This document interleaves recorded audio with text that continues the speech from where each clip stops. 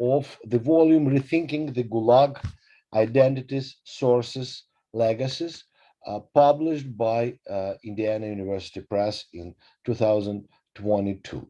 Um, and I have a panel of esteemed colleagues and historians mainly, and I'm not a historian myself, a historian per se, but I read this volume with intense attention, growing attention.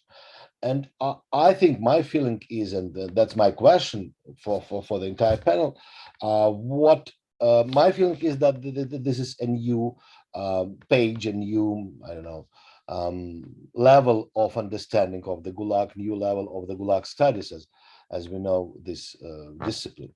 And hopefully the contributors to this volume, its editors and organizers, will explain us all what constitutes this new level of understanding of the Gulag presented by this volume. I just want to say that this volume impresses me by its organization. I have my own experience in editing volumes, but I learned a lot from the structure of this volume, where there are three parts, exactly as the title suggests. The part Identities, part on sources, and part on legacies, and each part has its special, I may say, a summary that has been commissioned to colleague, to a specialist, right, who overviews the articles in the section and suggests her or his ideas related to the content of the section. As a result, and besides there is, of course, introduction by editors and the conclusive remarks by same editors. So as a result, there is an effect of the monograph of very sort of well-organized narrative, despite the fact that the volume addresses different types of prison camps, different aspects, different approaches.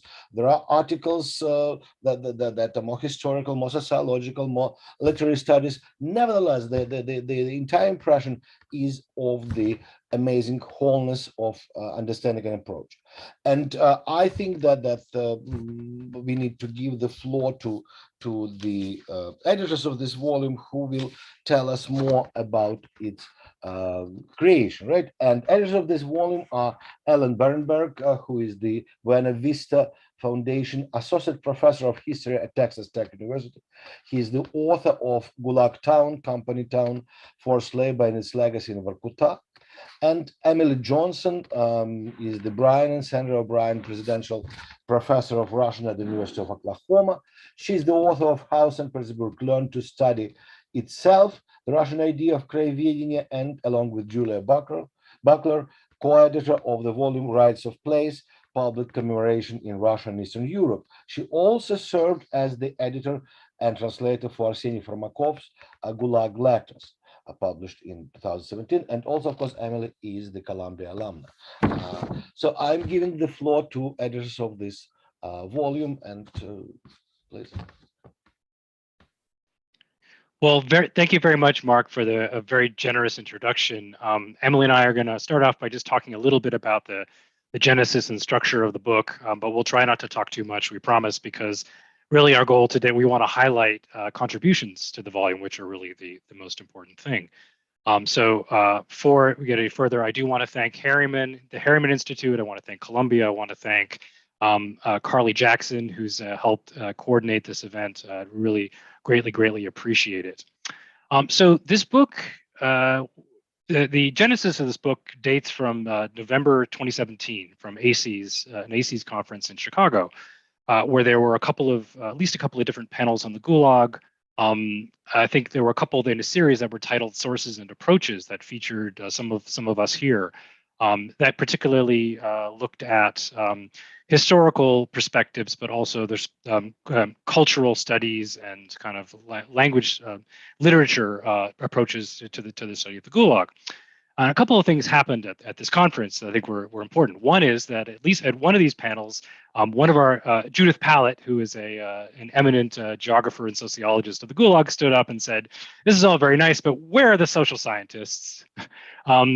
She pointing out that that while it was great that we were being interdisciplinary and including historians and also literature scholars, but the social scientists have a lot to say about the Gulag, and so this was an important moment, I think, in thinking about this.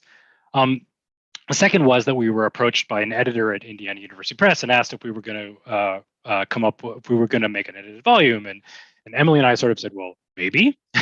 So we started talking to Jenica Baines, who was the editor we worked with, and who was wonderful to work with, and actually noticed that I don't think she's on the call, but Sophia Herbert is on the call from Indiana. So we thank you very much for your support of this book. And so this kind of began this collaboration. And so as we worked, we wanted to come up with a structure that embraced this idea about being truly interdisciplinary and joining the humanities and social sciences in the study of the Gulag. Our commitment to working through this process and thinking about the nature and legacies of the Gulag has only really been, further underlined by events that have taken place as we've been working on this book and since the book came out. Emily and I were kind of finishing the book as against the backdrop of the closure of Memorial, the most important human rights organization in post-Soviet Russia that has done so much work to preserving the memory and legacy of the Gulag and of Stalinist terror. And I believe that they're now legally closed by the Russian state, having lost, I think, the last of their appeals. And of course, I'd be remiss also if we didn't mention the other thing that's been going on in the backdrop, which is, of course, Russia's invasion of Ukraine, which I think, really makes very clear, among other things, how important the politics of memory are, considering that, that memory, that history and memory of Stalinism and of the Second World War are being invoked constantly as justification on the Russian side for this conflict. And certainly, as we learn more about what's the Russian targeting of civilians in Ukraine, we are clearly seeing echoes of Stalinist practices, some of which we study in this book. So we continue to think that this work is particularly vital, and we're very grateful for the opportunity to talk about it today. So with that, I'm going to pass it on to Emily to talk more about the structure of the book. Yeah, I also want to begin by echoing Alan and thanking the Harriman Institute and saying how nice it is to be back as an alumna, albeit virtually, after a long break caused by the pandemic. In terms of the structure of the book, I really want to say that from the very beginning, Alan and I were really concerned about having dialogue between specialists from different disciplines. That was one of the things that we found most helpful in the ACES panel, and specifically in Judith's comment.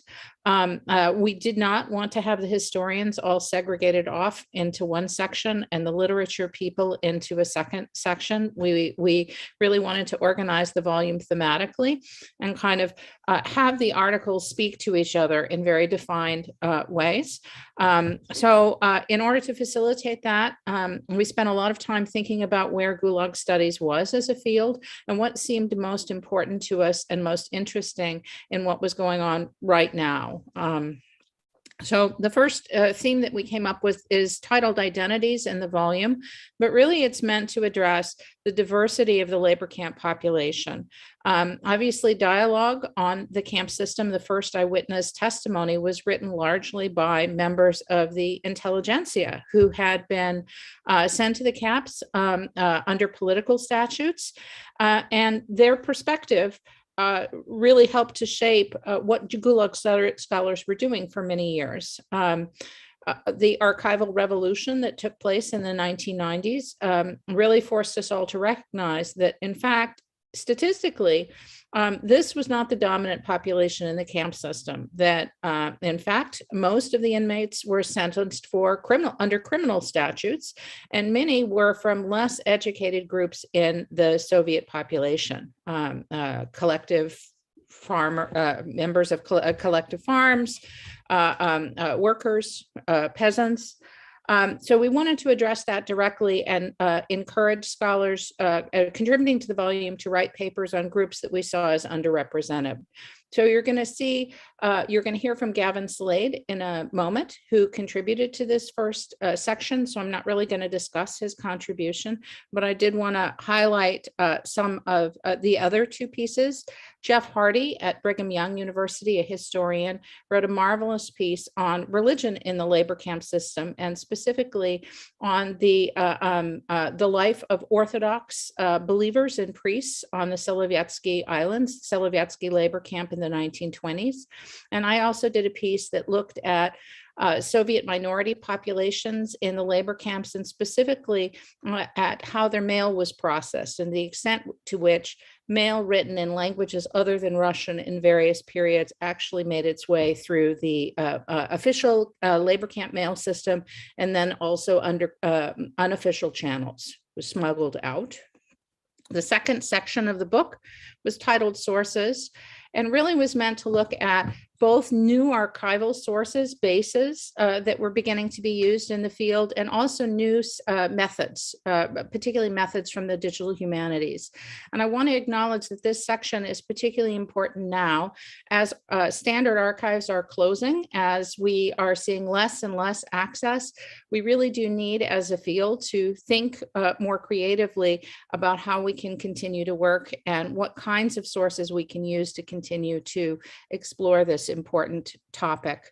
So you're going to hear from two scholars who contributed to this section, and that would be Sarah Young and also Mikhail Nakonechnyi. So I'm not going to talk about their chapters, but I really did want to highlight the third chapter in this section, which is by Susan Grunwald, and looks at the POW camp network that emerged at the end of World War II. And was largely, it drew very heavily from the experience of the Gulag proper, and exists in a kind of interesting relationship to it. Grunwald's paper uses digital mapping programs to consider the distribution of these POW camps and how this distribution was different than the distribution of the Gulag camps, right? It's a wonderful piece.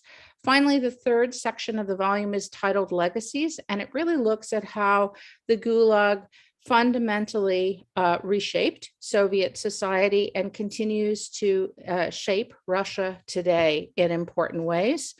That section includes a chapter by Alan on debates between the writers Georgy Demidov and Varlam Shalamov on how camp prose ought to be written. A wonderful piece by Josephine von Zitzowitz on the poetry of Shalamov and Zabolotsky, and also a chapter by Irina Fliga of the Research and Information Center of Memorial in St. Petersburg that considers the Gulag necropolis and how important documenting the burial places and the end-of-life practices of the Gulag is to moving forward in post-Soviet Russia. I wanted to also highlight the three commentators who wrote the commentary pieces that conclude each section. For the Identities section, we have Lynn Viola, right, whose important work on the special settlements and labor camp guards made her an ideal person to really talk about identity groups within the Gulag. For the second section on sources, we have Judith Pallett, and who did so much wonderful work on mapping the Gulag. And finally, for the last legacy section, our commentator is Alexander Etkin, right? The cultural historian and literary specialist who has written so extensively on the legacies of Stalinism in the camp system. And I'll turn things back to Alan. Okay, thanks, Emily. Yeah, I think at this point, I think Mark is going to do the further introductions, but yeah, we're very much looking forward to presentations by Gavin Slade, by Mikhail Nakonechnyi and Sarah Young, and also to a commentary by Dan Healey, who so graciously agreed to join us and brings his expertise in Gulag and so many other things to the conversation. So thank you, everybody, and we look forward to your presentations.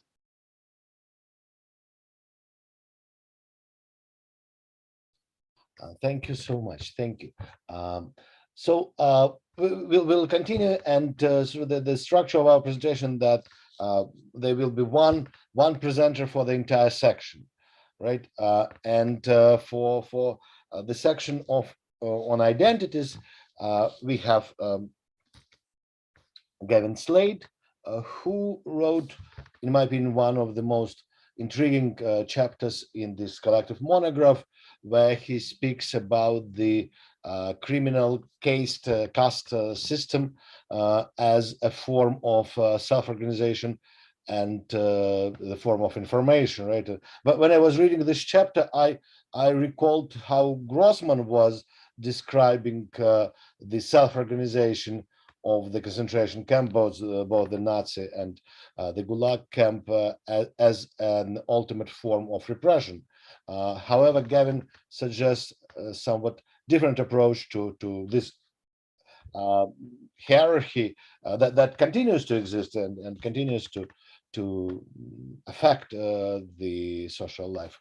And Gavin, let me introduce him. I forgot my duties.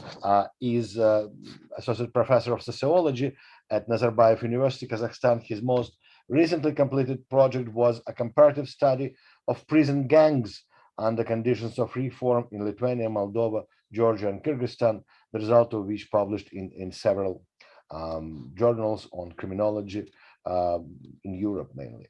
His current project, GulagShadow.org, concerns societal and elite attitudes, perceptions, and cultural consumption of prisons in the former Soviet Union, funded by the Economic and Social Research Council of the UK. Gavin Slade, please. Okay, right. Well, thank you very much. Thank you, Mark. Thank you to Emily and Alan. It's a great honour, really, to be invited to speak at this event, but also to have my chapter included in the final product that looks fantastic. Emily and Alan were fantastic editors, improved my language no end. So my chapter, as Mark alluded to, is Who Are You in Life? The Gulag Reputation System and Its Legacies Today. So I'll explain what I mean by the Gulag Reputation System in the next 10 minutes or so. So in answer to Judith Pallow's call at ASIS to find a social scientist to do some work on the Gulag, well, you found one here. I'm not a historian. I am a criminologist. So I haven't studied the Gulag in any way as deeply as some of my co-panelists and the other co-authors, and I rely a lot on their knowledge to say some of the things I'm going to say. So instead, I'm a criminologist, and instead what I've been doing is I've been studying prison systems in the former Soviet Union. So for the last 10 years or so, I've been interviewing prisoners and former prisoners, focused mainly on Georgia, Lithuania, Moldova, Kyrgyzstan, and also including recently Russia and Kazakhstan. So what I find in my data, which is obviously from today, is that right across these very disparate jurisdictions, you see similarities in how prisoners engage informally in the production of order alongside official administrative structures. So this is what prisoners themselves today call criminal subculture, kriminalna subkultura. So what is criminal subculture? So it isn't prison subculture. It's not a general inmate code of behavior that we find in all prison systems that have been studied by prison sociologists. Inmate codes generally are norms that pertain to things like personal hygiene, attitudes to snitching, attitudes to staff, attitudes to working in prison. This is a general code of behavior. We find it in most prison systems. Criminal subculture in the former Soviet Union is marked by hierarchies that prisoners themselves call castes, kasten. So each caste within the hierarchy has certain rights and obligations to the prisoner society. Caste position determines the distribution of resources and the distribution of violence, mainly down the caste system from the top to the bottom. So for this caste system to work, there has to be symbolic boundaries. There have to be boundaries of the castes, and those have to exist. In order for those to exist, they must be policed appropriately. So movement across caste boundaries by any individual prisoner must be carefully monitored and communicated. So information must be transmitted so that prisoners' caste belonging and caste position in the prisoner society is known and can be credibly communicated to others. That is to say that caste identity should not be easy to fake. So rulemaking concerning who belongs to which caste in the prisoner society and the sanctions for breaching rules regarding caste position are decided upon by designated informally empowered prisoner groupings at the top of prisoner hierarchies. This is, of course, famously the thieves in law, the vory v zakonie. Now, in most actual prisons where, for example, I've done my research, you don't find vory, actual vory, made men, as it were, but you do find people who pretend to that status or live by this vorovskoye panyatya, the informal prison code of the subculture. So these are so-called polizhenci, so prisoner leaders who are appointed by other high-standing prisoners to manage the prison informally, though these can also be challenged by those prisoners in lower castes. So what we find is in present-day prisons that criminal subculture is centralized. It's a distinguishing feature of it.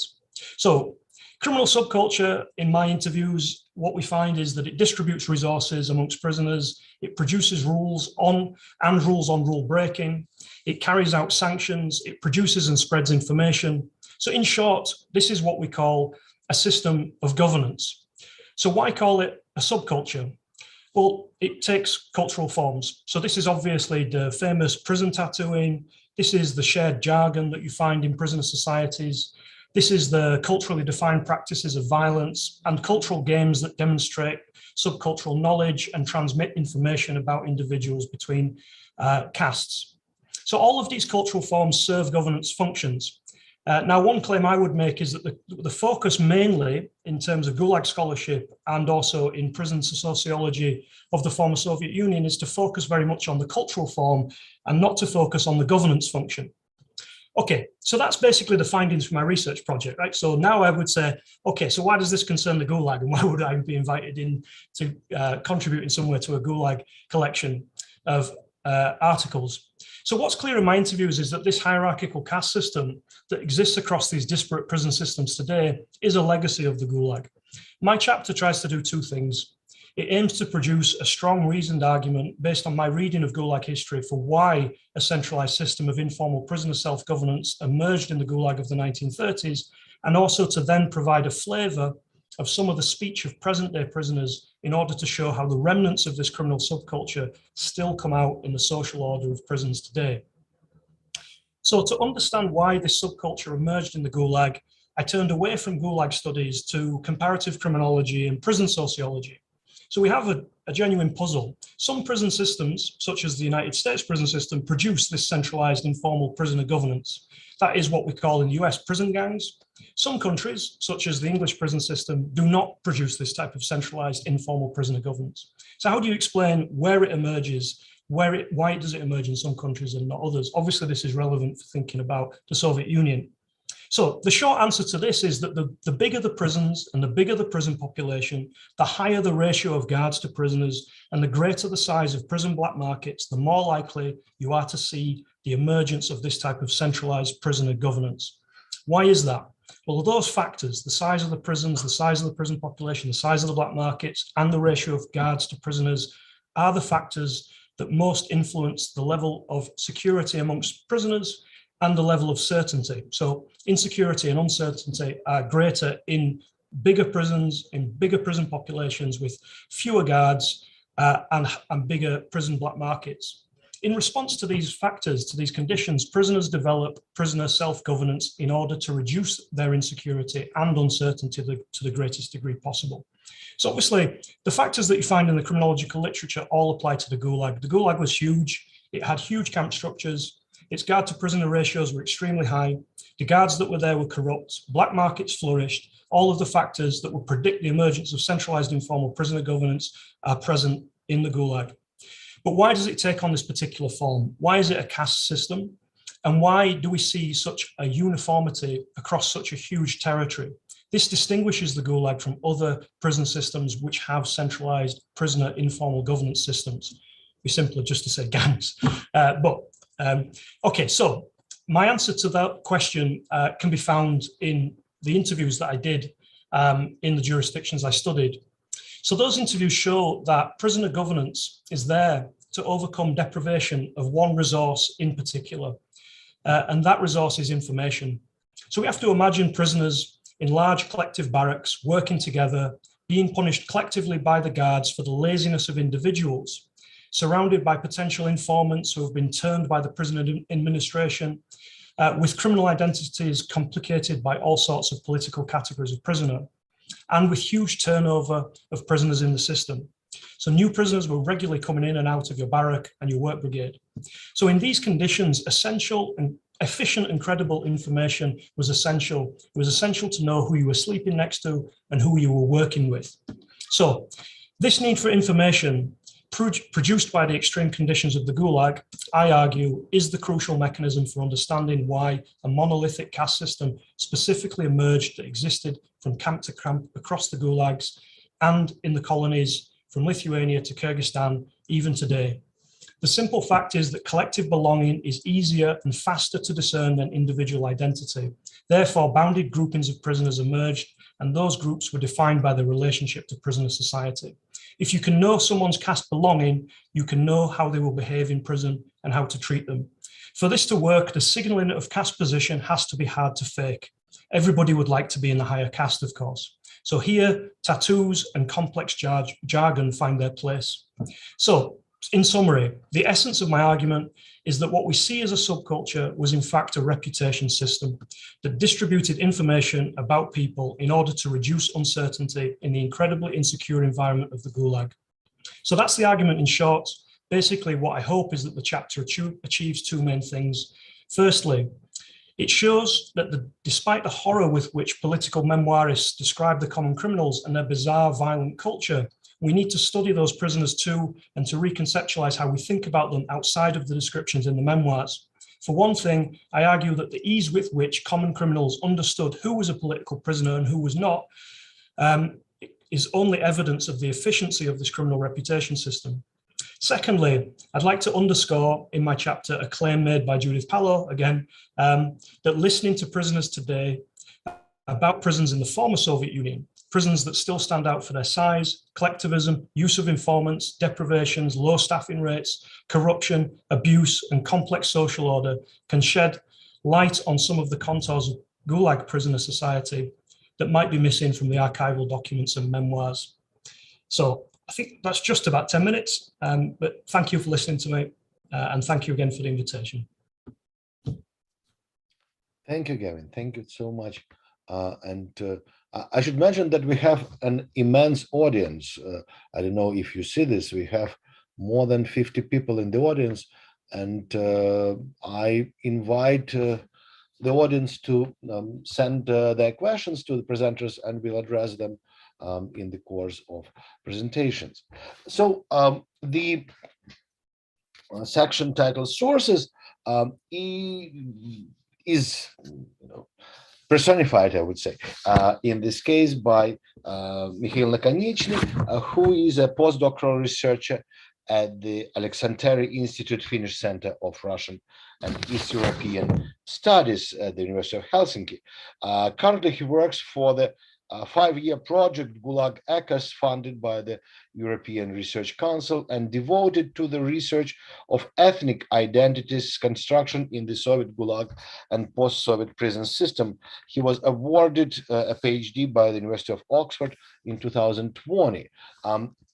Mikhail's chapter in this section speaks about medical tufta, about how the medical statistics had been doctored, but it's a fascinating chapter, I should admit, and it is based on multiple archival and other research materials, and it really shows how the on the one hand, the sort of the overseeing institutions that were trying to limit the numbers of mortality in the Gulag, and on the other hand, the local administration that was trying to meet this demand were interacting and creating some kind of what Mikhail calls the improvisational strategies in this respect. So I don't want to take the material from Mikhail, but I just want to say that that's a hugely impressive chapter that among other things suggests a very important, I would say, corrections to the statistics of the overall victims of the Gulag, that the issue that is still in debate. Please, Mikhail. Thank you very much, Mark. And first and foremost, I would like to thank Herman Institute for hosting the event. And of course, Emily Johnson and Alan Barenberg, editors of the Rethinking the Gulag, for this unique opportunity to publish my work alongside the best scholars of the Soviet penal system. So in short, what my chapter is about. One moment, I just share the screen.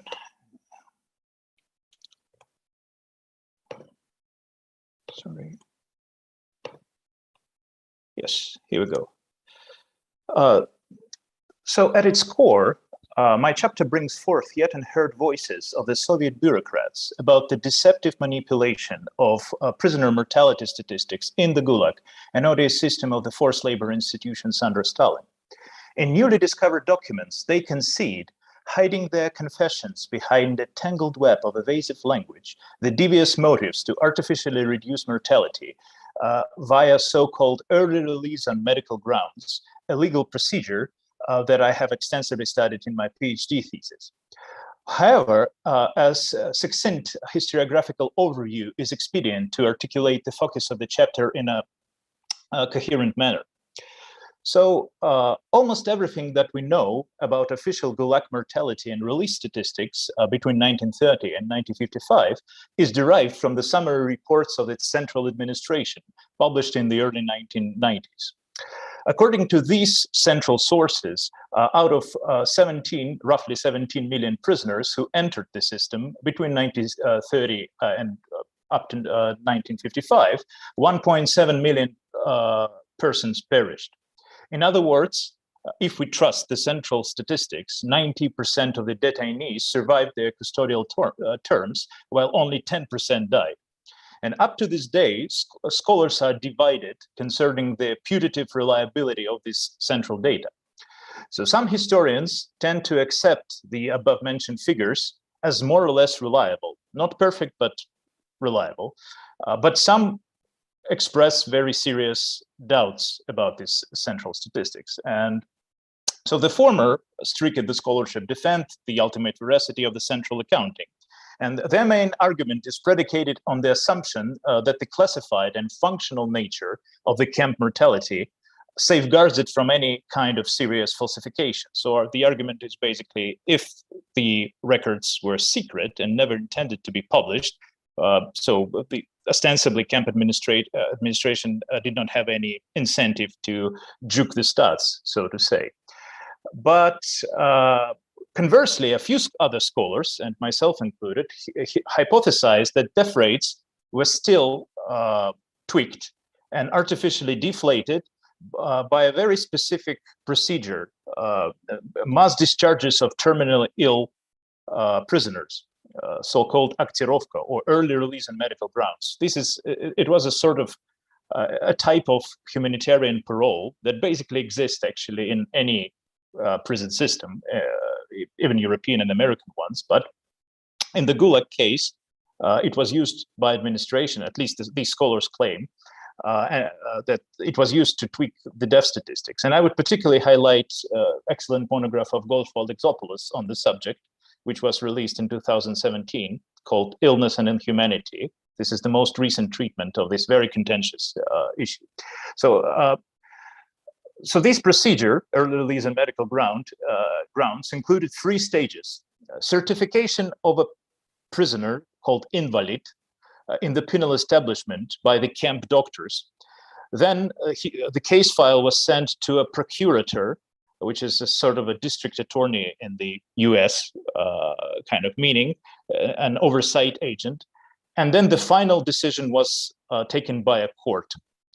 So, and many of these former inmates actually died, as my and other research indicated, very soon after release, but camp doctors deliberately excluded these fatalities from medical registers to create a success story for internal reports, placate superiors, and obviate prosecution for high mortality indicators from inspectors. Because as paradoxical as it sounds, high mortality in the forced labor system was formally not tolerated. So the center constantly criticized periphery for if mortality exceeded a certain death rate indicator. So although scholars have to look into the practice more attentively, there are several conspicuous gaps which my research and this chapter addresses. So first, there is still an insufficient understanding of temporal and spatial spread of this procedure, how it was applied across time and space. Second, the current scholarship of medical release builds predominantly on the central NKVD Gulag records, and we still do not know on the granular level how the procedure was implemented on the ground in various localities. Moreover, as I mentioned, the procedure was implemented not only by the Gulag per se, but also by two other agencies, Camp Procuracy and Ministry of Justice, and they remain totally neglected.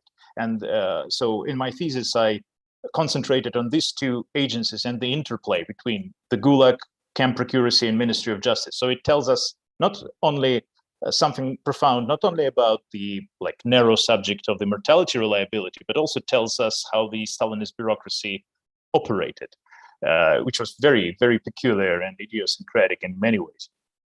And finally, we still don't know the role of the central authorities in the deception. If this deception existed, was it a local initiative to delude Moscow, or was Moscow somehow complicit in a distortion of registered statistics?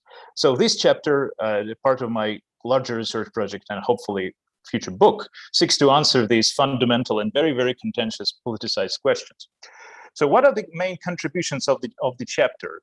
As I said, it offers a fresh multi-institutional perspective on the implementation of early release and medical grounds. It incorporates both central and local documents, and local documents are very important for my project of this bureaucratic triumvirate. So I basically use this polyphonic mode of reporting, so to say, to triangulate identical facts on medical release from different institutional vantage points. And this helps me to find evidence of deception, because curiously, Soviet official discourse never openly admitted that early release on medical grounds was used to tweak death rates. It was not accepted to be talked openly, even in secret internal memoranda. So this chapter is basically a collection of confessions, confessions and circumstantial affirmations made by employees of these free bureaucratic superstructures. Because in such a huge system, if the information leaks are ineluctable, and even if it was not accepted to be talked openly, somebody would certainly, especially over a long time, somebody would certainly utter something out. So I analyzed dozens and dozens and dozens of documents to collect these empirical examples. And I would just want to give only one empirical example of these confessions, as I call them. So this is the Vasily Vasilievich Chernyshov, Deputy Minister of the Internal Affairs.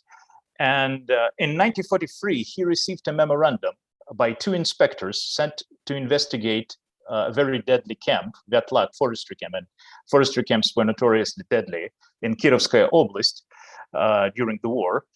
And these two inspectors wrote to Chernyshov the following passage: if we analyze the data on the sanitary department on the camp of mortality among the mobilized, at the first glance, it may seem that starting with February 1943, the growth of terminal cases somewhat stabilized and began to wane. But in reality, these indicators are just statistical data, because the camp demobilized 1,300 people due to various ailments, predominantly those who were emaciated and afflicted with vitamin deficiency disease, who were, in the majority of cases, gravely ill and would have produced a high death rate for this period had they remained in the camp. So Chernyshov, and this is very important, drew a line in the margin of the document and wrote next to it, "correct." This exclamation, in my view, confirms that Beria's deputy was conscious of the two facts. Those released were on the brink of death, and medical discharges heavily distorted objective camp mortality statistics. It is instructive how Inspector used the expression "just statistical data" to describe the superficial nature of the registered figures. So they all understood that these numbers actually were flawed. Both those who reported and Chernyshov himself, a very, very powerful figure in the Gulag hierarchy. So, and in the chapter, you can find many more of similar affirmations, so to say. So to conclude, what are the main insights of the chapter? So one pertains to the temporal and spatial scope of the application of this procedure. Although it's quite hard to assess the precise degree of its pervasiveness, I have discovered that officials in random local camps from Pechora to the Moscow region conceded that medical release influence on registered mortality statistics was real. And I've discovered the earliest instance goes to 1932, so very early. Gulag was founded in 1930, and already in 1932, I managed to extract evidence of a mendacious application of early release. And the latest date is 1949, so basically very close to Stalin's death. So we see that it was systematic. This is very important.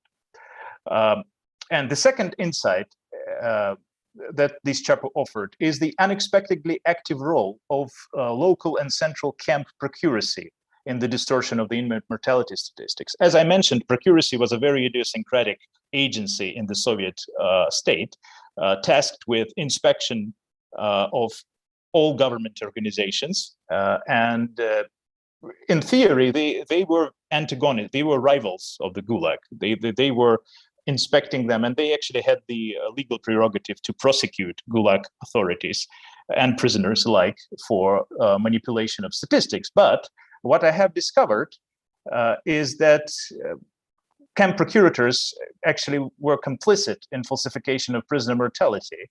So in my book, and I use the theoretical frame of regulatory capture to argue that this inspectorial agency sometimes, but importantly not always, acted as a docile proxy in the parochial interest of the Gulag, a bureaucracy it was supposed, in theory, to supervise. Basically, it happened due to coalescence of the common aims, because camp procurators were lauded if the camp, under their supervision, demonstrated downward mortality trend. And this discovery enables us to rethink the genus-based nature of abstract concepts like socialist legality or oversight or accountability in the context of Stalin's Soviet Union. And third principal insight concerns the agency of the central administration in the manipulation of mortality statistics.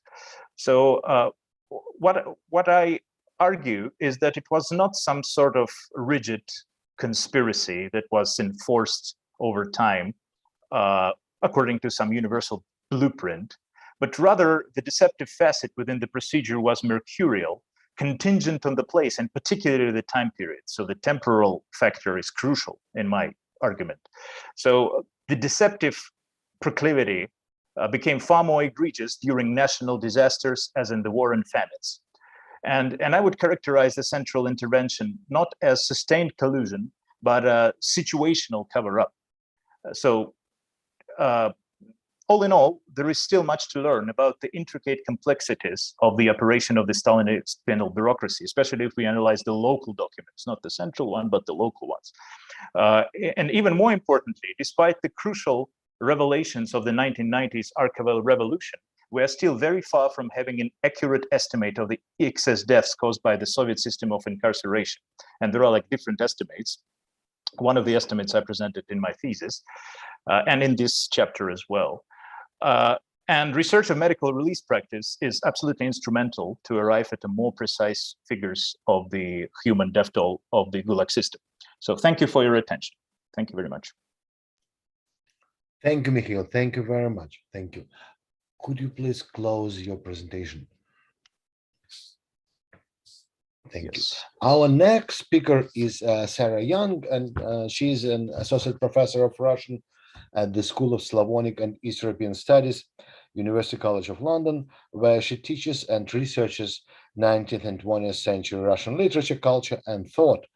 She is the author of Dostoevsky's The Idiot and the Ethical Foundations of Narrative, and translator and editor of Writing Resistance, Revolutionary Memoirs of Schlisserburg Prison, 1884-1906. And her present research focuses on the Russian tradition of carceral writing. I mistakenly said that or implied that Sarah's chapter belongs to the third section of the volume Legacies. In fact, it is published in the same section as Mikhail's chapter in Sources, but my mistake, I think, is somewhat justified, because Sarah writes about Gulag memoirs, and the title of her chapter is Framing Gulag Memoirs, a Distant Reading. And the third section is dedicated to the reflections mainly of the Gulag experience in different forms of writing or memorial culture, and that's why this aberration happened in my mind as well. So I believe that Sarah's chapter can belong to either of these sections. And there is a very important echo between Sarah's article, about which she will be talking, and Alan's chapter, which he didn't mention, because in Alan's chapter he discusses the correspondence between, as mentioned, Varlam Shalamov and Georgy Demidov, both of course Gulag survivors, in which Shalamov was imposing his views on writing about the Gulag, and both of them, as Alan argued, shared the displeasement, to put it mildly, about Solzhenitsyn's way of writing the Gulag. So the question of how to manifest this unbearable, inhuman, unexpressible experience in writing or other forms, as it follows from many articles, and Alan's among them, and Sarah's as well, of course, is at the center of the Gulag memorial culture. And I think that Sarah found a very novel way to approach this problem through the methods of digital humanities, and she worked with the massive number of memoiristic texts, let's say it very carefully, at the Sakharov Center in Moscow, which she processed through different sort of softwares that allowed her to create some kind of statistical image. But as far as I understand, it concerns exactly the way the authors of this text position themselves vis-a-vis traditional literature or traditional memoirs or any other forms of literature. Right? Sarah, please, the floor is yours.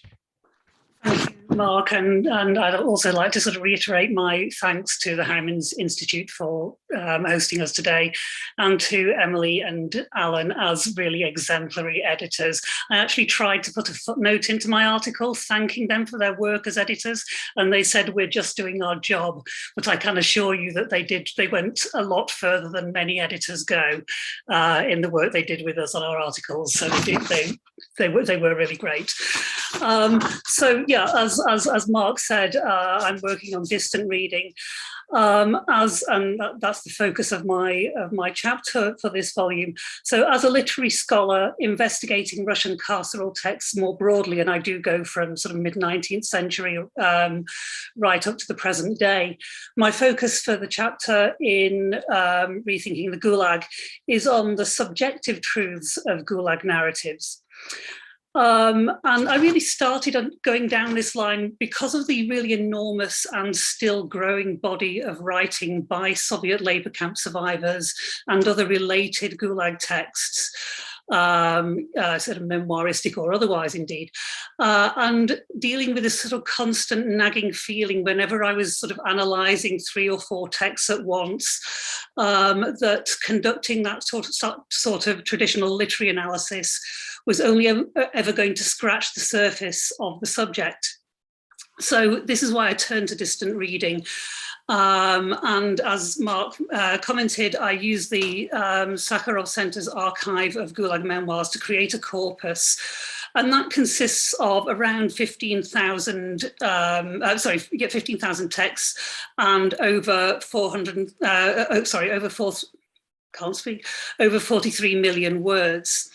And I use that to analyse, in the first place, the introductory material that sets up the context in which these words are read. That is, I look primarily at things like titles and subtitles, in particular authorial prefaces, which are actually a fascinating genre in their own right, and the first 500 words of complete memoirs. So the starting point for my analysis was a concordance application called AntConc, which means that I was looking at things like word frequency and collocations, or the frequency with which certain combinations of words appear in close proximity. I think there is potentially an ethical issue worth addressing with using this sort of bulk analysis on a body of writing that originated in fundamentally extremely traumatic experiences, in that one might see this approach as a way of bypassing real emotional engagement that a reader has with a text, or even potentially, I think, also of sort of dealing with these texts in a completely inappropriate way, i.e. processing them much as their authors were processed through the Stalinist penal system. But in the end, I think that's actually not what I'm doing when I turn to this approach. And I think there are 2 reasons for that.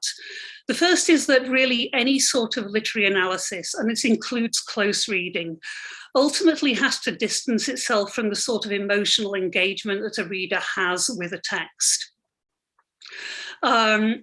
The second is that distant reading in the end doesn't actually replace close engagement with texts. On the contrary, I've found, particularly as I've started using this method more generally as part of my approach to Gulag narratives, it has actually helped me identify all sorts of memoirs that I knew nothing about and would probably never have read, but have ended up actually featuring quite strongly in my in some of my writing. Excuse me. There are a few other limitations of using a large corpus like this, which I'd like to sort of address as well, particularly in terms of what one can claim in terms of the results. The Sakharov corpus I use for my analysis is by no means a complete corpus of Gulag narratives. There can be no such thing.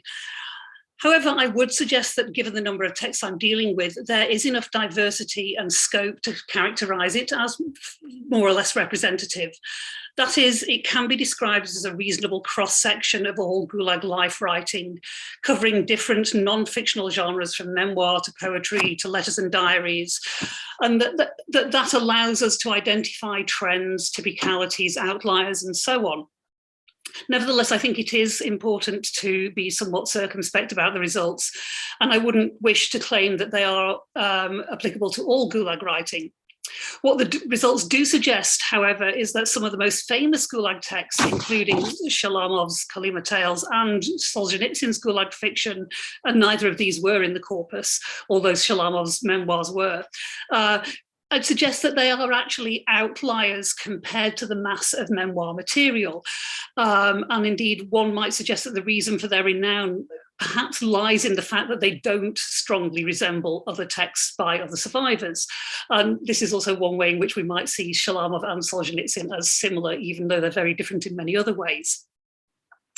My primary questions in writing this chapter were, what principles govern how these texts are framed, and what can that tell us about perceptions of the Gulag as an experience and the way that shapes the genre as a whole?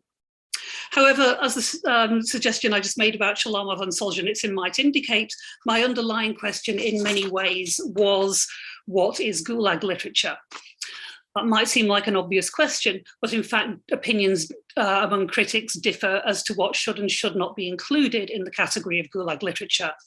You do see minimalist approaches that would include only works depicting or even composed in the labor camps, those representing the journey of the author through the system, and perhaps even only focusing on the Stalin era labor camps. A maximalist definition, which is what I ultimately end up adopting, would certainly incorporate the post-Stalin labor camps, and likely works by those touched indirectly by the system, such as family members. And I think that's actually quite an important category in the end. It might also include fiction, whether the author had any direct contact with the labor camp system or not. And I remain slightly skeptical about whether that should be included. I certainly think a corpus like this does have the potential to enable useful comparisons, not only between the language of memoirs in different eras, for example, but also between survivors' memoirs and the Gulag setting that has proliferated in post-Soviet fiction, for example, particularly in the last 10 years or so. So I just want to, for the rest of my time, sort of talk about a couple of issues in terms of my analysis and what it identified. And the first thing I'd like to mention is something that Mark touched upon in his introduction, is the literariness of Gulag memoirs. An acute awareness is apparent, in particular in authorial prefaces, of questions of genre and representation, and an evident desire, evidence of an overt desire to relate text to a set of literary norms and to place the writing on the Gulag in the context of Russia's literary tradition more generally. So there's lots of discussion in prefaces of what genre the works belong to, lots of identification with hybrid genres or suggestions that works fall between different genres that don't quite fit anywhere. There's also preoccupation in prefaces with how to do justice to the subject matter, whether adequate representation of the subjects is even possible, and whether the memory of the author is up to the task of representing and bearing witness. Even we also see quite a lot of discussion of whether another memoir is needed, and particularly sort of referring to Solzhenitsyn, do we need more after the Gulag Archipelago? And in the wider memoirs, beyond the prefaces, we get a huge number of references to classic Russian literature. Perhaps surprisingly to me, Pushkin is the sort of is the dominant name there. Given the subject matter, I was expecting it to be Dostoevsky to be the major touchstone, but no, we are going for the top guy himself. And there are also large numbers of references to Solzhenitsyn's Gulag works, as I just mentioned, perhaps as an indication of other survivors' awareness of contributing to that tradition and sort of creating this genre of Gulag narratives in their own right. So this preoccupation, I think, is actually really quite interesting. And it represents a stark difference from the framing we generally associate with the writings of Holocaust survivors, where the dominant idea is that the standard forms of literary representation and discourse are inadequate to express the reality of the unspeakable suffering of the victims. And by pointing to this difference, I don't remotely want to suggest that the suffering of some of the victims of the Gulag was in any way less appalling, or that their trauma is any way less valid, but merely that there do seem to be two quite different trends at work and different mindsets in these two bodies of works by survivors. The second finding I'd like to mention is, I think, also related to that sense of contextualizing the writing within the Russian literary tradition. And that is that there's a strong tendency also to contextualize the writer's life. For example, by relating it to the creation of national myths, or by restoring the family story, or by tracing a personal journey, including in many cases, sort of commenting on service to the country in wartime and so on. The the Gulag memoir I've read most recently is Petro Grigorenko's, and he does all of those things in his book. So in other words, I think that is quite a sort of common approach. There's a strong drive apparent in this body of text to reject the idea of the Gulag as the defining experience of the author's life. And instead we see attempts to place that experience in a wider story, whether personal or collective. And I think that's actually sort of quite sort of significant in terms of the way that the Gulag is perceived more generally, and might sort of raise sort of quite a lot of discussion about how the place of the Gulag in Russian society beyond these writers. So I think I'll stop there because I'm sure I've just about finished up my 10 minutes. But I hope that's given you an idea of my approach and where it's taking me. Thank you very much, Sarah. Thank you. Now I'm going to give the floor to Dan Healey, Professor of Modern Russian History at St. Antony's College in Oxford, and his research is very well known to everybody. History, and he concentrates on the social cultural history of modern Russia and the Soviet Union, with particular interest in the history of sexualities and gender in Russia and Soviet Union, as well as the role of medicine and law in shaping the regulations of sexual gender descent and conformity. His books include Russian Homophobia from Stalin to Sochi, Homosexual Desire, Revolutionary Russia, The Regulation of Sexual and Gender Descent and Bolshevik Sexual Forensics, Diagnosing Disorder in the Clinic and Courtroom. And Dan is going to sort of give the outsider's point of view on the volume. His article is not in the table of content, but his expertise and his perspective is invaluable. Thank you, Dan, for being here, and the floor is yours.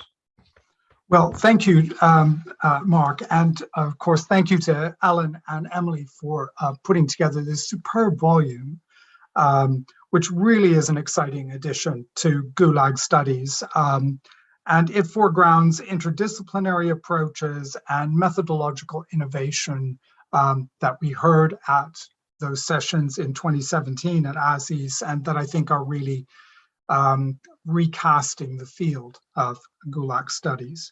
And we had a wobble on the 25th of February when we were originally planning to hold this session, obviously because of the Russian aggression against Ukraine, that made perhaps us wonder whether such studies of things in the distant past were relevant at the moment. And I think we have now recovered our stability, and we understand, I think, very strongly just how important these historical studies are. And I want to say something about how merely thinking about access to sources is going to look like going forward. We're in danger, I think, in the future of being cut off or curtailed from the kinds of sources that have been the lifeblood of projects like this, with the closure of Memorial, with tit-for-tat sanctions between Russia and Western countries and potential visa bans, making scholarship that much more difficult, diminishing freedom to travel to the region at all, the freedom to research also diminishing, the freedom to collaborate with scholars in Russia being severely curtailed, by not least by the various kinds of new legislation that Russia has passed about information, and of course because of the war and the destruction going on in Ukraine right now, that cuts off perhaps the richest and most important source of alternative archival collections for the study of Soviet history. Emily and Alan, in their introduction, make mention of the archival revolution of the 1990s and 2000s as a feature of their launchpad, an opportunity to, quote, to craft much more detailed accounts of the operations, end quote, of the camps, to look for clear and specific answers to questions that had long interested historians, that's another partial quote, or to develop To paraphrase words from Mikhail Nakonechnyi in a recent conversation I had with him, more nuanced, detailed, and sophisticated analyses of previously little-known aspects of Gulag life, such as reforging and cultural policy, medical care behind barbed wire, the conduct of scientific research in the Gulag, the sexual and gender dimensions of inmate lives. Perhaps now, with the war in Ukraine, what was an archival revolution will come to be seen as an archival window that slammed shut in 2022. We must wait and see. At the same time, this volume is not only about official archival sources, as if a new book on the Gulag with something interesting to say could ever be just a book using official archival sources. The book models ways of asking fresh questions and revisiting old problems to generate new knowledge. This volume demonstrates how richly the archival window could throw new light on the historical Gulag. By exploring questions of identity, Jeffrey Hardy, Emily Johnson, and Gavin Slade open up dimensions of carceral experience to scrutiny and fresh analysis. Hardy looks at the prisoner of religious conscience, so often overlooked or misjudged by scholars in search of secular intellectual protagonists like ourselves. A lot of presumptions there. The national others of the Gulag that Emily Johnson examines present a vast tapestry of different ethnic, national, and linguistic groups whose very variety looks methodologically daunting to the lone scholar confronting Soviet confinement. And I believe Emily actually expresses some of that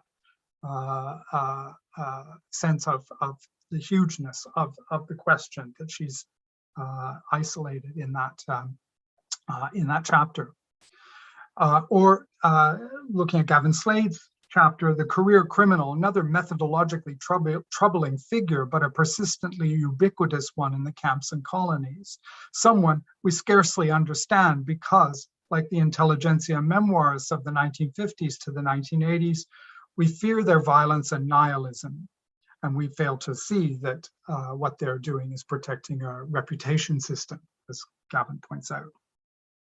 These three chapters show how asking difficult questions, ones that we know will be hard to answer, offers the beginning of fresh insights and new knowledge. In the section on sources, we see more methodological craft in three tours de force. Mikhail Nakonechny's study of officialdom handling the release to die rules and the prisoners they affected summarizes the prodigious and now perhaps never to be repeated legwork he performed in his magisterial doctoral thesis on this subject. And I'm prejudiced because I supervised him. I had the privilege of doing that, but it is a magisterial thesis.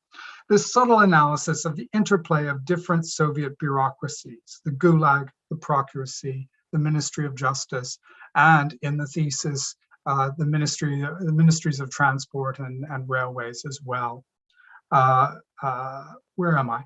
Provides scholars of the Gulag with a far smarter understanding of the camps in the ecosystem of Soviet institutions, while also throwing much needed light on the actual rules of the game for Gulag commandants. Susan Grunewald's digital analysis of German POWs models a method for mapping the locations and tasks to which German POWs were assigned. And these are methods which could be applied to other cohorts of prisoners or loci in the camp, colony, and special settlement systems. And particularly, they might be a useful way to look at the colonies and the special settlements, about which much less is known, colonies in particular. Sarah Young's distant reading of Gulag memoirs confirms so much of what one feels after reading a quantity of memoirs. The mixture of genres, the importance to Gulag memoirists of telling us about family and about the full life course, not just the Gulag marks on it. The connection they felt to history and to literature, history with a capital H, and not always the kind of history lauded by Helbeck's Soviet subjects. These chapters enable us to conceive of how to encompass the enormity of the Gulag, a continent-wide penal industrial complex, in our research. The Legacies section helps us to capture the extensive and elusive qualities of the after effects of mass incarceration. The section is nicely balanced between disciplines, genres, and methods. Josephine von Zitzowitz offers a classic literary analysis of the role of nature in two major Gulag poets' works, in the process demonstrating how nature enabled the canonically misanthropic and bitter Shalamov to explore vulnerability, uncertainty, and questions of existence that we find absent or ground out of his prose in Kolyma Tales. Alan Barenberg explores the survivor's world of fragile relationships between literary colleague Shalamov and the lesser known but fascinating writer Georgy Demidov. And we really need more Demidov studies in the Anglophone Russian world, I feel. The bitter exchanges between Shalamov and Demidov and the collapse of their solidarity shows how difficult it was to articulate prisoner experience at all, and how tentative the attempt was to do so in the period between thaw and neo-Stalinism.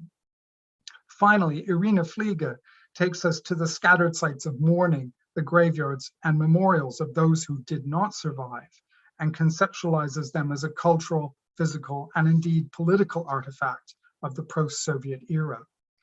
All three legacy chapters challenge us to greater conceptual and analytical sophistication in approaching Gulag literature and memory of Stalinist repression. What these essays also show is that the official archive of the Gulag is merely one perspective on Soviet incarceration, albeit a very important one. Rethinking the Gulag, the book, shows how other sources, varied disciplines, and ambitious methodologies make for productive readings of the Gulag experience and throw light on features of the Gulag that were previously overlooked or simply assumed to be unknowable. Old familiar sources are never completely, entirely rinsed, as my students like to say, but contain the kernel of something yet unseen. It's by renewing our questions and our methods of analysis that we are enabled to reveal something new. Thank you. Thank you, Dan. Thank you so much. Thank you. I'm happy to open the floor for questions from the audience. I don't see anything in our Q&A, and here's one. The question to Sarah Young. Hello from Poland, and thank you for your dedication to the question of Gulag memoirs. Did you perhaps have access to any memoirs written by Polish people? So many have appeared here, but very few, I guess, have been translated into English. A few. Thank you for your question. Yes, the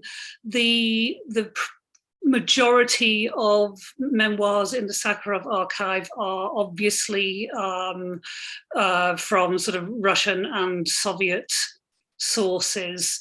There are a few that have been translated into Russian from Polish, and for example, Anders' memoir is in there. I have done some work on other Polish memoirs, such as Gustav Herling's, but my Polish is basic, frankly. So I am slightly limited to what there is in Russian or in English. So again, this is a limitation of using this sort of this corpus. It doesn't encompass everything by any means, but there are a sort of quite a sort of a variety of large variety of memoirs in there by non-Russian speakers, from memoirs by survivors from different republics and from sort of the autonomous republics as well. So it is a reasonably varied corpus from that point of view. But Polish, this is something that's I'm not absolutely able to sort of comment on in detail. Yeah, I think that you answered the second question that we have, but nevertheless, Maybe you want to comment on it. From Oksana Kis. What place do you allocate for the Gulag memoirs written by Poles, Ukrainians, Lithuanians, and other non-Russians in your research? So Oksana suggests that they're speaking on the Gulag memoirs and narratives as if all of them have been produced by Russians only, and as if they function in the Russian society is a kind of a cultural appropriation of the Gulag legacy. I know that's a question to Sarah, but I would disagree with this interpretation. First of all, Sarah was analyzing what had been available at the Sakharov archive, as far as I understand, and secondly, she was analyzing within the given language. Not saying that that's is the representation of the entire body of memoirs, but also I would point at Emily's article where she exactly looks at the role of non-Russian languages in the inmates' correspondence, how they transform the experience, how they serve the communication. But I shouldn't answer questions for you, so please go ahead, comment on that. Can I just I'll just add to that, because sort of one of the things that I became very aware of when I was looking at these, particularly the opening 500 words of memoirs for my analysis, is a very, very strong sense of this creation of national myths, which is something that you don't actually see with sort of with memoirs by Russians, and it is one way, I think, in which we can actually start to think about what the Gulag means more broadly, sort of within a corpus like this, for survivors from other nationalities. Because they are very much there, and they are writing in a somewhat different way and framing their memoirs in a way that is very, very alive to their own sort of national situation. And so both memoirs within the Sakharov archive and those I've read elsewhere, sort of by survivors from the Baltic states, for example, have a very different way of approaching the sort of the writing of that experience. So I don't think there is a sort of yes. I mean, I think there is a danger of sort of appropriation, but I hope I'm also finding ways of overcoming that. Thank you. While we are waiting for more questions, I will use this pause to ask my own question to all participants. And so how do you define the novelty of your volume in comparison with the existing scholarship on the Gulag? There were several volumes recently, Michael David Fox's volume and some others. So what now, when the project is finished and when you can sort of take a step back and look at it, so what is the most important defining feature of your volume?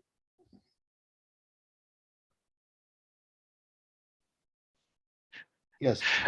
Yeah, maybe I'll start here. I mean, it's a great question. I mean, I think, to be honest, part of the approach of this volume was not to start with an overarching theme in the sense of trying to, not in the sense of having an agenda, so much as trying to survey what the approaches were there and look and try to embrace things from a more kind of interdisciplinary way, and in hoping that by juxtaposing and putting these things in conversation with each other, by having the literature scholars and the historians and the social scientists together and having them talk to each other, in the sense, in the volume, that we would come out with something more.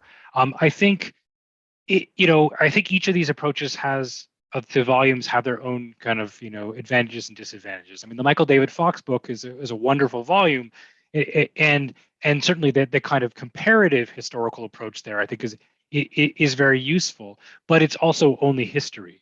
And I think we find that by the kind of interdisciplinary approaches help to add a lot. I mean, I would say that for me, I don't want to speak for Emily entirely, but I think the two of us were fairly conscious while we were doing this volume that each of our own, and Emily's, by the way, I think she's having some problems with her Zoom connection. So we were each sort of self-conscious of the fact that we were each writing works from other disciplinary perspectives. I mean, I would say my chapter is rather literary, Yes. rather more literary than what I would normally do as a historian. And I think the same goes also for Emily's chapter, that she approaches her sources actually largely like a historian would. And so the advantages of stepping outside one's own disciplinary boundaries, I think, are really important in this subject. And you know, one can get buried.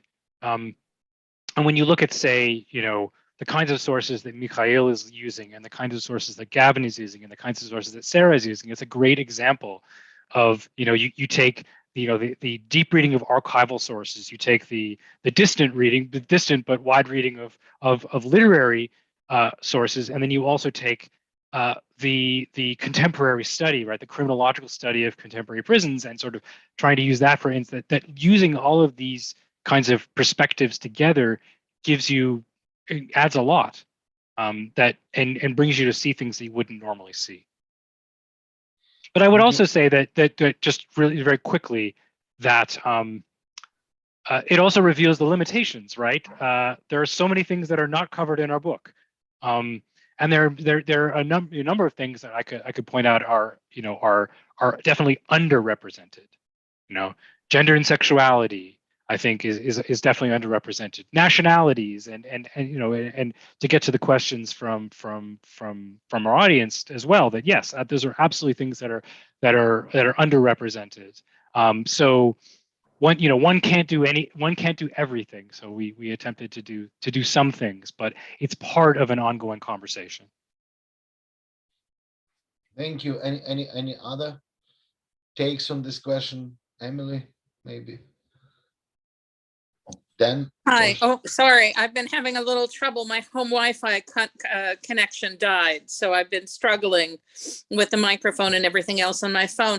I really just want to second everything that Alan said. I think he did a terrific job of really summarizing the things that we were trying to achieve with the volume, and also the things that we could not fit in, which I think grew as a source of frustration for both of us. I think we would have liked to do a better job of representing gender specifically in the camps, but you can't do everything. And nationality as well. I think we had hoped to have an additional contribution that really highlighted that issue, but you know, you just can't do everything, and these volumes evolve as you move through the process as well. Thank you. Thank you. Dan, please. Dan want to say something. Just quickly to come back to this question of different corpuses of memoirs, Polish memoirs, Lithuanian memoirs, Baltic memoirs, or Ukrainian memoirs, say, and the challenge that actually poses to us. I think, you know, since the invasion of Ukraine, we do have to think more actively about listening for those other voices. And this volume was obviously conceived a long time ago, before that was really on our agendas. But by the same token, we also have to recognize that that's very demanding of us as scholars, because we don't command a broad range of languages. Very few of us know all 15 languages of the former Soviet Union, or indeed languages of the former socialist bloc. So that's going to be a collaborative project, and one where comparative methods are going to be very important too. Thank you. Dear colleagues, do you want to add anything to this? Yes, Mikhail, please. Very briefly, I think that in addition to what Alan and Emily has already said about the multidisciplinary approach, I would say that it was very important that, in addition to prisoners per se, there was a chapter by Susan Grunwald about the prisoners of war, because this interplay between Главное управление военнопленных и интернированных ГУПВ and the Gulag is really understudied up to this day. And another very important insight was the in my humble estimation, was the chapter by Jeff Hardy about the 1920s, the Solovetsky camp, because the prisons of the 1920s are almost unknown, almost unstudied. We still don't know, for example, how many people died in the Solovetsky camp.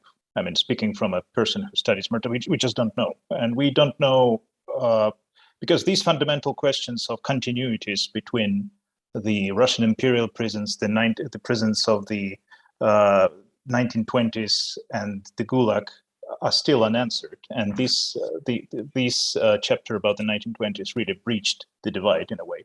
So. Thank you. We have a few more questions from the audience.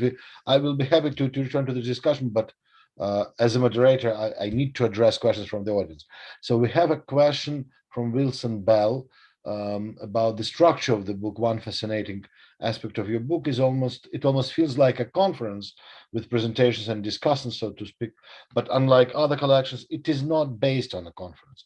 Can you say more about your choice to structure the book this way? And another question to Alan from Yanis Tigilakis. What was your goal with writing the book on this specific subject? What was your premise? Did the book journey confirm that premise? Which is your preconceived notions and the concentration camp, slave labor camps were confirmed and which disconfirmed? What surprises did you come up with? Please, in any particular order. Yeah. David, shall I hop in here? So Yeah.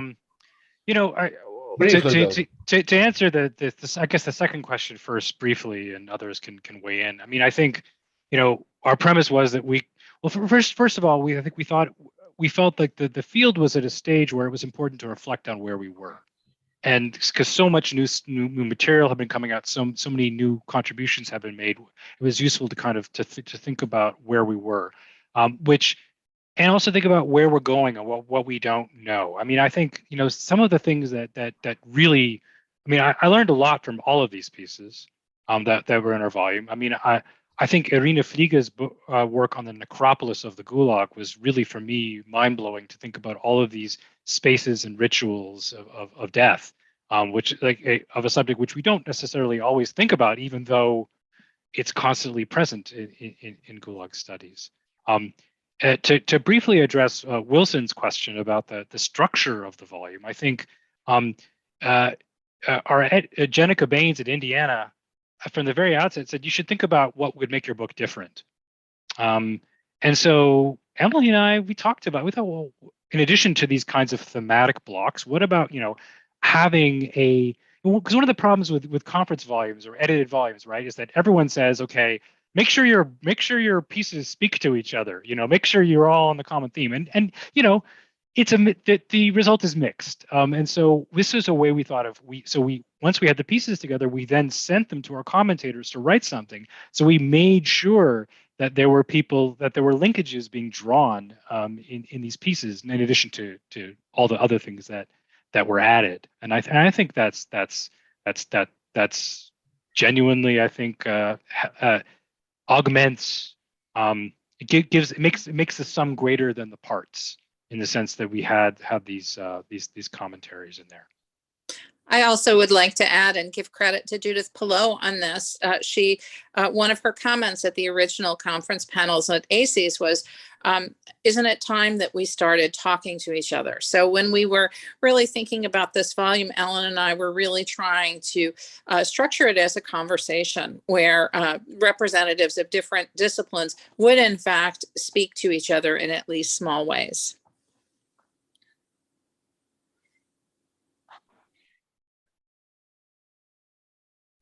And actually, I would add another thing, which is, well, among the many things that I learned working on this book was how to edit a book. I learned from Emily, who's much more experienced at this than I am, and you know, there were so many parts in the process where she said, you know, we should point out to these two authors that like there are linkages in their books, and let's make sure that's in there. And so I think that was I think something really useful for one of the many things I learned was how how to edit beyond just let's sort of see these pieces as discrete, but let's actually encourage, because of course the contributors haven't necessarily read what the others have written. So this is a way for us to kind of create this as an interrelated volume, which I think was very successful. So our time is coming up, and I would like to conclude this discussion. There's the last question about the movement for reparations for the Gulag victims and their families. Could somebody comment on that? Yes, please, Mikhail.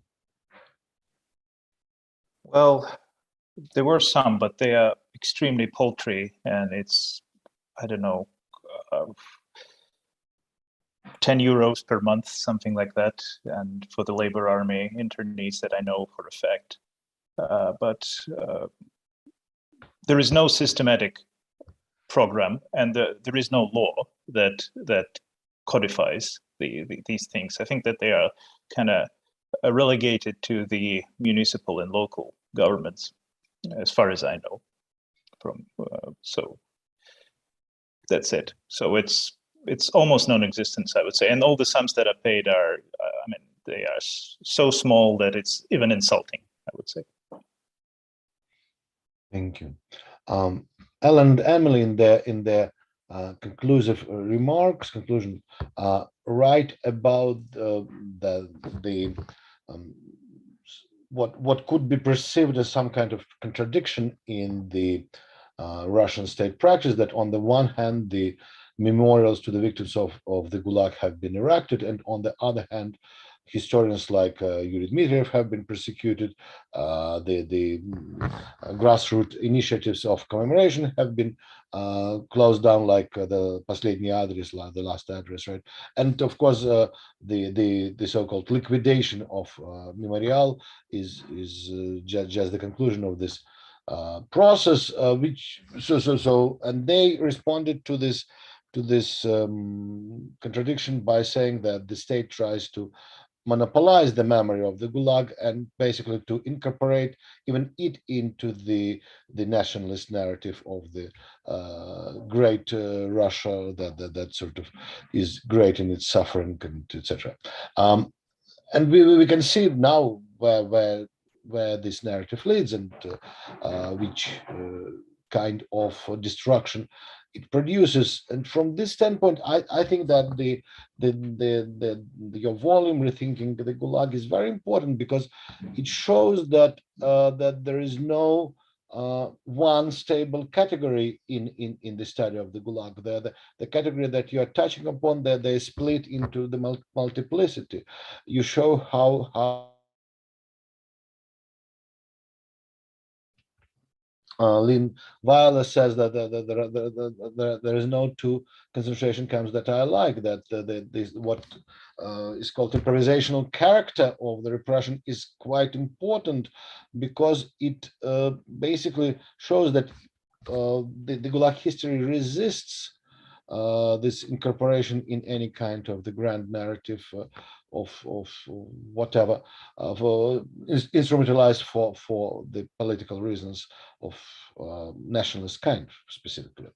All right, so and I would like to thank you all for doing this volume and for talking about this volume. We'll have more questions, and I hope that members of the audience will contact you further, and you will have a chance to continue discussing these volumes with other congregations, so to speak. Thank you so much, dear colleagues. Thank you for the volume, and thank you for this conversation.